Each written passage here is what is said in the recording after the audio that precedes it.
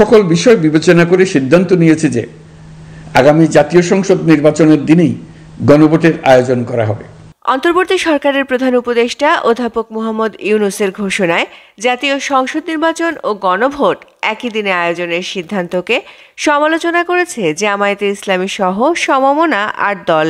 তবে তারা জুলাই জাতীয় সনদ জারির জন্য প্রধান উপদেষ্টাকে ধন্যবাদ জানিয়েছে।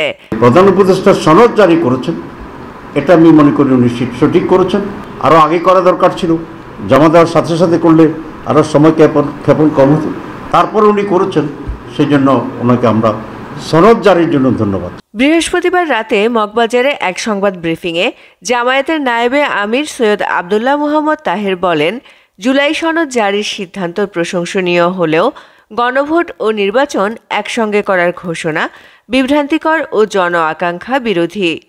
একই দিনে 2 ভোট আয়োজনের সিদ্ধান্তের সমালোচনা করে খেলাফত মজলিসের আমির মাওলানা আব্দুল বাসিত আজাদও বলেন, এতে সনদ বাস্তবায়ন ঝুঁকিপূর্ণ হবে এবং নির্বাচন কমিশনের সক্ষমতা নিয়ে প্রশ্ন তৈরি হবে। গণভোট আর জাতীয় নির্বাচন একসাথে হবে, এটা আমরা নিন্দা জানাচ্ছি। এর আগে দুপুরে জাতির উদ্দেশ্যে ভাষণে অধ্যাপক ইউনূস জানান, আগামী জাতীয় নির্বাচনের দিনই জুলাই জাতীয় সনদ নিয়ে গণভোট অনুষ্ঠিত হবে। এ বিষয়ে নির্বাচন কমিশন জানিয়েছে, তারা আনুষ্ঠানিকভাবে সিদ্ধান্ত পেলে বিশ্লেষণ করে মতামত দেবে। MCTV US।